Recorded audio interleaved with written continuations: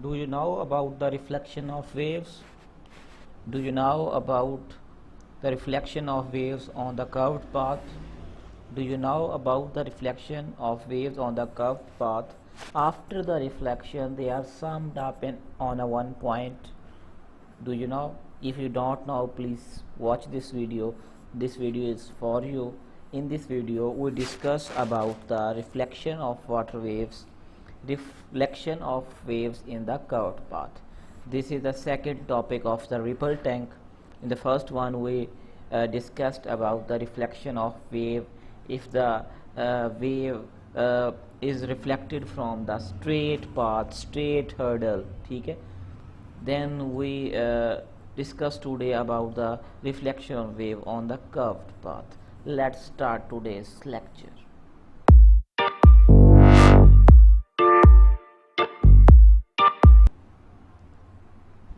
इससे पिछले वाले लेक्चर्स में हमने रिफ्लेक्शन ऑफ वाटर वेव्स पढ़ी थी. अगर हमारे पास हर्डल जो है वो हमारे पास स्ट्रेट हो, ठीक है, एक लाइन हो, ठीक है, जैसा कि हमारे पास अगर वाटर वेव जो है वो हमारे पास वॉल ऑफ द टैंक जो है उससे टकराएगी या हम उसमें कोई हर्डल रखेंगे तो जब वाटर वेव उससे रिफ्लेक्ट होगी तो वो रिफ्लेक्ट बैक हो जाएगी. ठीक है, उसके बारे में हमने इससे पिछले लेक्चर में पढ़ा था. अगर आपने अभी तक वो हमारा लेक्चर नहीं देखा तो प्लीज़ जाएं, वो हमारा लेक्चर देखें. उसमें हमने जो है वो रिफ्लेक्शन ऑफ वेव्स के बारे में बात की थी. ठीक है, इस लेक्चर में हम बात करेंगे कि अगर हमारे पास स्ट्रेट पाथ की बजाय कर्व्ड पाथ आ जाए. ठीक है, कहता है discussion about pertains to the reflection of waves of the straight surfaces. जैसा कि आप देख सकते हैं कि अगर हमारे पास स्ट्रेट सरफेस हो, ठीक है, तो हमने देखा था कि उसमें जो वेव है, इंसिडेंट रे है, ये हमारे पास ब्लू लाइन में जो है ये हमारे पास इंसिडेंट रे है और ये हमारे पास जो इसके परपेंडिकुलर लाइंस हैं ये हमारे पास वेव फ्रंट्स हैं. ठीक है, तो ये हमारे पास जो वेव है जो इंसिडेंट वेव है, ये अब ये बैरियर से जाकर टकराती है. टकराने के बाद ये आप देख सकते हैं ये रिफ्लेक्ट होती है. ठीक है, हमने पढ़ा था कि एंगल ऑफ इंसिडेंस जो हमारे पास इस साइड पे बनेगा और एंगल ऑफ रिफ्लेक्शन जो हमारे पास रिफ्लेक्टेड रे और बैरियर के दरमियान बनेगा, अगर ये दोनों सेम होंगे, ठीक है, तो ये लॉ ऑफ रिफ्लेक्शन को फुलफिल करेगा. ठीक है, इसके बारे में हमने पढ़ा है. कहता है but if the surface is curved. अब हमारे पास सवाल आता है कि अगर हमारे पास सरफेस कर्व हो, हम कोई ऐसी चीज़ रखें जो कर्व्ड सरफेस की हो, ठीक है, perhaps the shape of parabola, उसकी शेप जो है वो पैराबोला जैसी हो. ठीक है, what generalisations can be made for the reflection of waves for parabolic surfaces.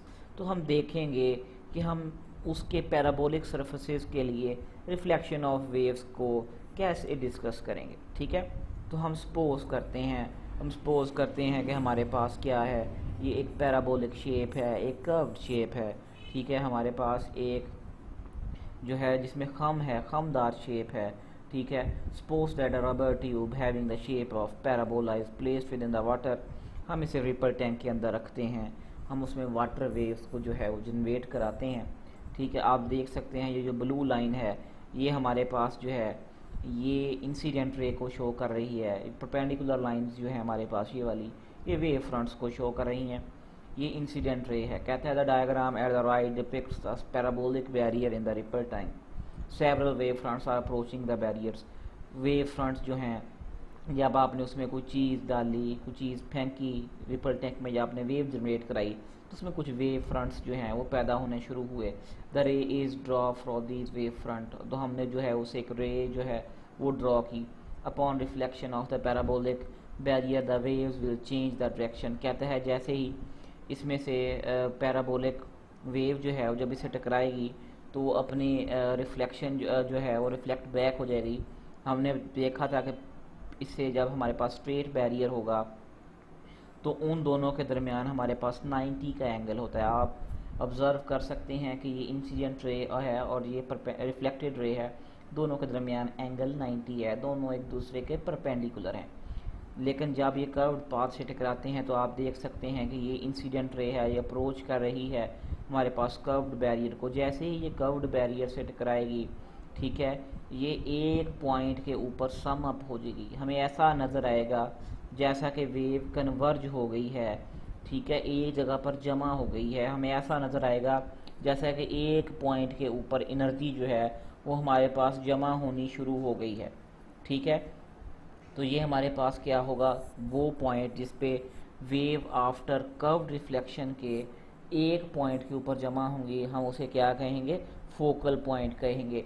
Reflection of waves जो है ऑन द कर्व्ड पाथ, हम जो है वो रे ऑप्टिक्स में देखेंगे कि जो है वेव्स कैसे जो है वो कर्व्ड पाथ के ऊपर जो है वो टकरा रिफ्लेक्ट होती हैं और रिफ्लेक्ट होने के बाद एक पॉइंट पे जमा हो जाती हैं, ठीक है। हम इसे जो है फ़िज़िक्स की ज़बान में कन्वर्जन कहते हैं, ठीक है, जिसमें कोई भी चीज़ जो है वो कन्वर्ज होती है, एक जगह पर इकट्ठी होती है, जमा होती है, उसे हम क्या कहते हैं, कन्वर्जन कहते हैं। आपने कन्वर्ज लेंसेज के बारे में जो है वो सुना होगा, ठीक है, तो उसे हम रे ऑप्टिक्स में जो है वो डिस्कस करेंगे। कहता है कि जब ये इस पॉइंट पे इकट्ठी हो जाती हैं उसके बाद ये फिर स्प्रेड हो जाती हैं, ठीक है। तो आज हमने जो है वाटर वेव्स की रिफ्लेक्शन पढ़ी ऑन द कर्व्ड पाथ। इससे पहले हमने वाटर वेव्स की रिफ्लेक्शन पढ़ी थी स्ट्रेट पाथ के ऊपर। उम्मीद करता हूँ कि आपने जो है इस लेक्चर से काफ़ी कुछ सीखा होगा। अगर अभी तक आपने हमारा चैनल सब्सक्राइब नहीं किया तो प्लीज़ जाएं, नीचे रेड कलर के सब्सक्राइब बटन को दबाएं और साथ ही लगे बेल आइकन को लाजमी प्रेस कीजिएगा ताकि हमारे आने वाली वीडियोस जो हैं वो आप तक पहुंचती रहें। अल्लाह ताला आपका हामी व नासिर हो। खुदा हाफिज़।